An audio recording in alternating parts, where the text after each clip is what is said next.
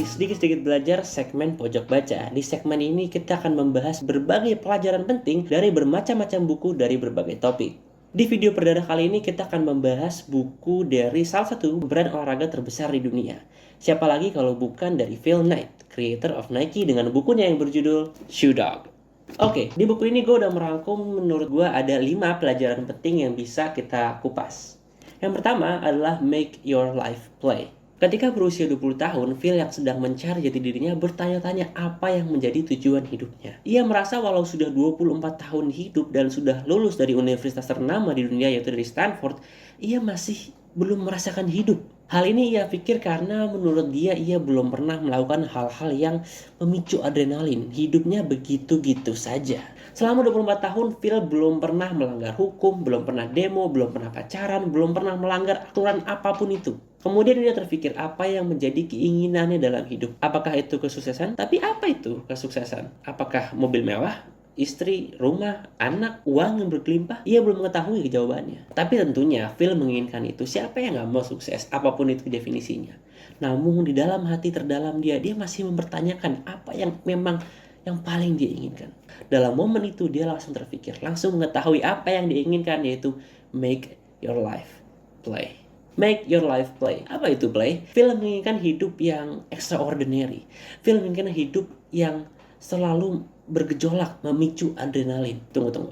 Oke, bayangkan ini. Bayangkanlah 5 menit terakhir di extra time Piala Dunia. Bayangkan lap terakhir pada pertandingan MotoGP di mana posisi pertama dengan semangat memenangkan race, kemudian posisi kedua dengan mati-matian ingin membalap posisi pertama. Bayangkan adrenalin, bayangkan rasa excitement dan fun yang dirasakan oleh para atlet dan para kompetitor itu. Itulah yang dimaksud dengan play. Play di sini menekankan erat pada prosesnya. Phil menginginkan gol yang besar, namun ia juga menginginkan perjalanan yang luar biasa. Ia ingin keluar dari zona nyaman dan mengejar mimpi-mimpinya. Ia ingin merasakan setiap harinya seperti lap terakhir lomba lari. Disitulah dia menginginkan. Lagi-lagi, make your life play. Phil Knight pun mengatakan dalam bukunya dengan quotes yang super nice menurut saya. Life is a game. Whoever denies the truth, whoever refuses to play, gets left in the bench. Yang kedua adalah be passionate. Phil mulanya adalah seorang pelari di masa sekolahnya, namun skillnya cukup bagus tapi bukan yang terbaik. Kegemarannya berlari dituangkan di salah satu tugas entrepreneurship-nya di Stanford. Waktu itu ia memutuskan untuk menulis paper tentang sepatu, dan sejak itu ia mulai memperdalam ilmunya tentang sepatu. Phil menyebutnya my crazy idea. Konsepnya tuh simple. Dia dulu melihat bagaimana industri kamera yang tadinya didominasi oleh Jerman tiba-tiba bisa berbalik langsung ke industri Jepang. Karena waktu itu Jepang dapat memanufaktur kamera-kamera yang bagus namun dengan harga yang lebih murah. Ia terpikir apakah konsep yang sama bisa berlaku juga dengan sepatu. Maka ia terpikir untuk mengimpor sepatu-sepatu berkualitas dari Jepang lalu menjualnya di US dan dengan harapan untuk mengalahkan Raja Jerman pada saat itu. Siapa lagi kalau bukan Adidas. Idenya begitu simpel, namun sangat menarik dan potensial untuk Phil. Oke, mengingat poin yang kita pelajari di nomor 1, dengan semangat yang membara dan ideologi make your life play, Phil pun memiliki ide untuk melakukan trip keliling dunia. Ia berpikir sebelum ia settle dengan prinsip-prinsipnya, sebelum dia settle dengan tujuan hidupnya, ia ingin sebelumnya melihat tujuan hidup orang-orang. Ia ingin mempelajari budaya-budaya dari berbagai benua. Ia ingin melihat agama-agama dan kultur dan values-values yang dimiliki oleh orang di berbagai negara. Lalu ia duduk di sofa sebelah ayahnya, ia bercerita, apakah ayah ingat ide gilaku dulu? Aku sepertinya ingin deh keliling dunia dan ya berhenti sedikit lah di Jepang untuk merealisasikan ide gilaku. Setelah ia berbincang-bincang dengan ayahnya, mereka berdua pun paham 26 dari 27 startup atau perusahaan baru lah itu pun gagal. Namun fakta itu tidak memberhentikan Phil untuk merealisasikan the crazy idea. Setelah berbincang lama, keheningan pun terjadi. Lalu ayahnya berkata, Oke, Phil, you can go. Kemudian ia pun melakukan trip keliling dunia, berhenti di Jepang, dan the rest is history. Phil mungkin dapat kita bilang sih paling sepatu, karena dia sangat passionate dengan apa yang orang-orang pakai di kakinya setiap hari. Hal inilah yang menurut gue membuat Nike special. Passion yang dimiliki Phil dan kemudian timnya itu seperti terasa dan tertransfer ke orang-orang yang kemudian membeli Nike. Alhasil, orang-orang merasakan passion yang Phil berikan kepada sepatunya dan mereka pun menginginkannya untuk mereka sendiri. Inilah yang membuat Nike great. Oke, nomor 3, a great goal needs a great team. Nike, perusahaan sepatu dan footwear atau atribut olahraga, ya you name it lah, terbesar di dunia, tidak akan seperti sekarang tanpa memiliki tim yang super hebat, super passionate, dan memiliki chemistry yang bagus di teamwork mereka. Kalau kita lihat orang-orang pertama di balik berdirinya Nike, mereka semua memiliki spirit, passion, dan kecintaan yang sama terhadap sepatu dan olahraga. Tak hanya itu, mereka semua memiliki kepercayaan yang luar biasa terhadap Phil dan ide gilanya. Contohnya Bill Bowerman. Ia adalah coach larinya Phil yang kemudian menjadi co-founder Nike. Setelah Phil pulang dari Jepang dan memulai merealisasikan ide gilanya, misi pertama dia adalah mengimport sepatu-sepatu berkualitas dari Jepang dan menjualnya secara langsung ke atlet-atlet dan praktisi, mungkin kita sebutnya, di dunia olahraga. Bertemu secara langsung dan menawarkan sepatu-sepatunya langsung. Salah satu orang yang ditawarinya adalah Bill Bowerman, yang mana adalah coachnya. Lalu respon yang diberikan oleh Bowerman lumayan mengejutkan. Tidak hanya ia ingin membeli sepatunya, namun ia ingin menjadi co-founder. Ia ingin berinvestasi di Nike. Phil yang mendengar hal ini sangat senang. Betapa senangnya ia mendengar coach larinya dulu itu semangat akan ide gilanya selama ini. Tak hanya itu, Phil juga melihat potensi lain yang dibawa oleh Bill Bowerman.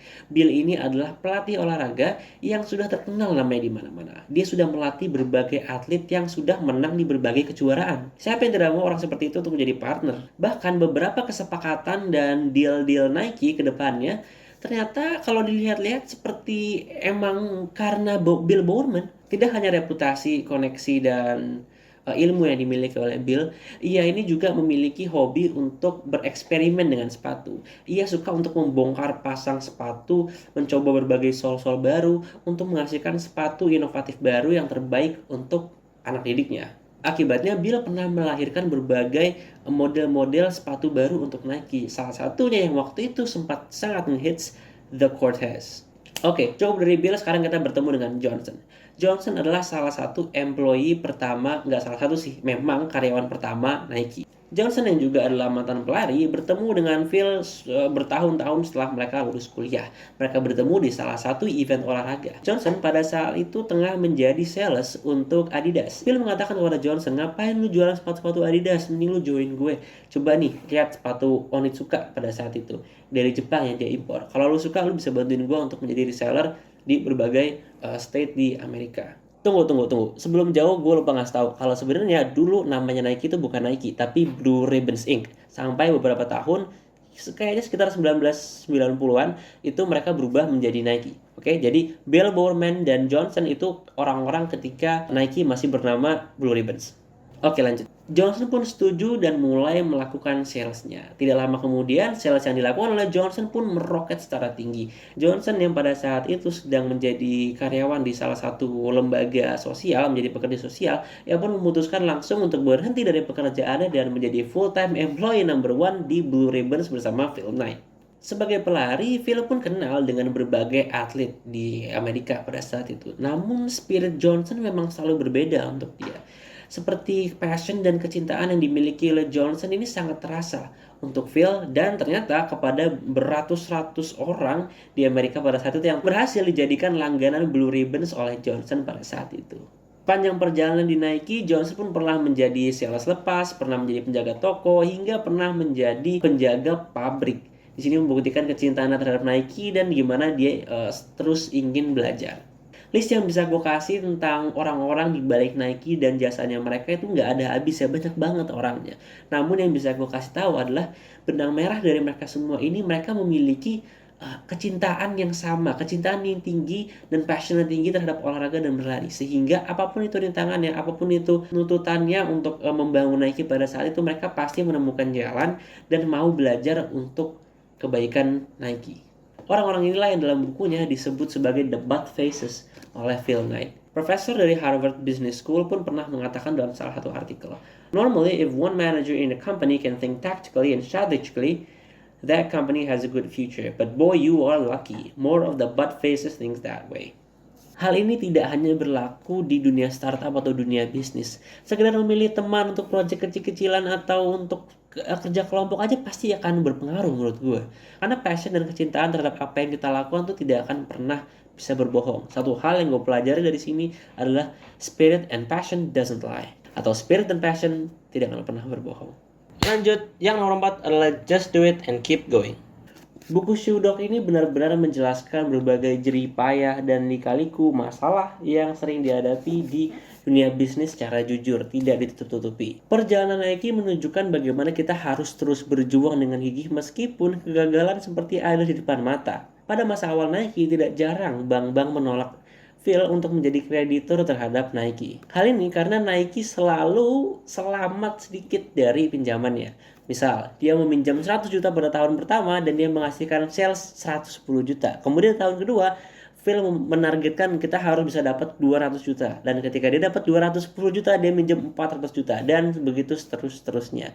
Hal ini sangat riskan ya, dari kacamata para bankir-bankir. Sifat entrepreneur dalam diri Phil melihat kesempatan dan potensi yang ada, namun sifat akutan dan bankir melihat potensi kegagalan dari usaha Phil ini. Hingga tiba suatu hari di mana Phil dan teman-temannya membutuhkan uang sebanyak $2.000 secara cepat untuk membayar Onitsuka karena beberapa sepatunya sudah di-ship menuju US pada saat itu. Beberapa bank pun sudah menolak dan Phil pun bingung harus apa. Namun, dia akhirnya terpikir satu solusi terakhir untuk mendapatkan uang secara cepat, yaitu go public dan menjual saham Nike. Pada tahun 1970, Nike pun memutuskan untuk go public. 1, 2, 3 bulan berlalu, namun mereka hanya berhasil menjual $300 sahamnya. Itu pun kepada salah satu orang tua dari employee Nike pada saat itu. Phil pun merasa tawaran ini sangat memalukan dan dia menarik tawaran itu dari publik. Phil pun frustasi, ia menyalahkan perang Vietnam, ia menyalahkan ekonomi yang tidak stabil, namun yang paling besar ia menyalahkan dirinya sendiri. Ia meragukan dan ia menyerahkan apakah selama ini dia mengovervalue, apakah dia melihat Nike lebih besar dari apa yang orang-orang lihat.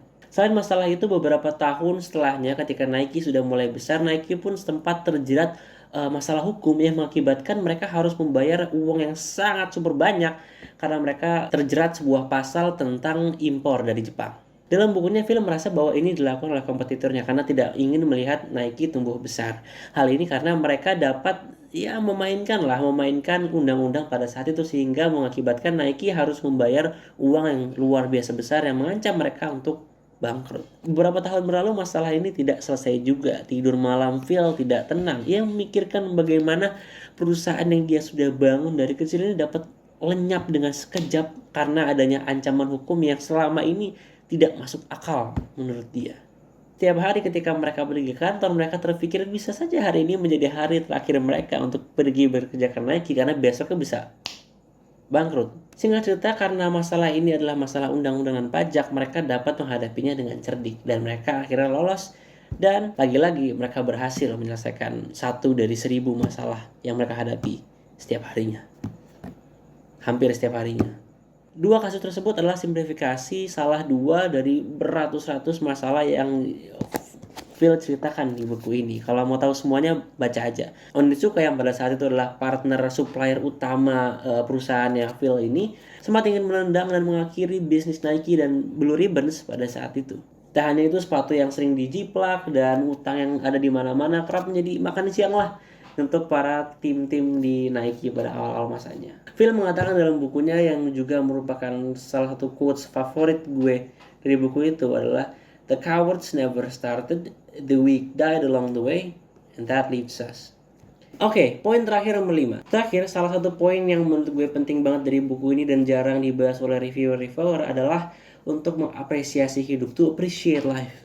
Dari cerita Nike ini kita dapat mempelajari semangat yang mereka bawa. Bagaimana ide gila dari anak usia 24 tahun yang tadinya hidupnya gitu-gitu aja dapat direalisasikan dan menjadi perusahaan olahraga terbesar di dunia, mengalahkan raja pada saat itu, Adidas. Kita dapat mempelajari disiplin dan dedikasinya untuk mengorbankan setiap Sabtu, Minggu, dan tanggal merah untuk mengurusi kerjaan Nike dan Blue Ribbons. Kita dapat mempelajari bagaimana passion dan kecintaan terhadap ide dan sebuah bidang dapat termanifestasi dalam sebuah brand dan tertransfer ke perasaan-perasaan para fanboy dan konsumennya di seluruh dunia.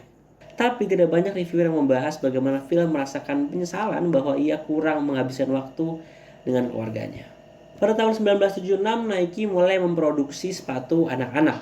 Dan pada tahun yang sama pula, Matthew, anak pertama dari Phil Knight dan istrinya, ngomong kepada ayahnya bahwa ia sama sekali tidak akan pernah menggunakan Nike seumur hidupnya. Hal ini ia lakukan sebagai bentuk protes terhadap ayahnya yang kurang menghabiskan waktu dengan dia. Lagi dan lagi Phil berjanji kepada dirinya sendiri untuk lebih meluangkan waktu dengan anak-anaknya. Namun lagi dan lagi ia kembali kepada rutinitas lamanya untuk menghabiskan sebanyak-banyaknya waktu untuk Nike dan The Butt Faces. Sayangnya beberapa tahun kemudian Matthew yang sedang melakukan scuba diving mengalami kecelakaan dan meninggal di usia yang cukup muda. Coba kita bayangkan apa yang dirasakan Phil pada saat itu. Hal serupa juga kita pelajari dari Steve Jobs. Bagaimana di hari-hari terakhirnya ia merasa bahwa ia terlalu banyak mengorbankan waktunya untuk bekerja dan kurang untuk keluarganya. Maka dapat kita pelajari mungkin membangun $1 million company itu sangat membanggakan dan memiliki pride yang sangat tinggi. Namun kita juga harus mengapresiasi hidup dan mensyukuri apapun itu hal kecil yang terjadi kepada kita untuk menjalani hidup yang tanpa penyesalan. Oke, mungkin segitu saja rangkuman pelajaran dari buku Shoe Dog by Phil Knight menurut gue. Di buku ini kita dapat melihat secara jelas lika-liku perjalanan Nike pada awal mulanya. Bagaimana sebuah ide gila dari anak 24 tahun yang hidupnya gitu-gitu saja bisa menjadi perusahaan yang multinational company yang valuasinya sudah berjuta-juta dolar. Yang terpenting pelajaran dari buku ini tidak hanya berguna untuk orang-orang yang ingin bangun startup, tapi juga berguna di kehidupan sehari-hari kita. Make your life play, have a purpose, build a great team, keep going no matter what, and most of all, appreciate life. Terima kasih sudah menonton episode pertama dari segmen Ruang Baca kali ini. Gua Hanesa Kyamuni, sampai jumpa di episode berikutnya dan jangan lupa sedikit-sedikit belajar.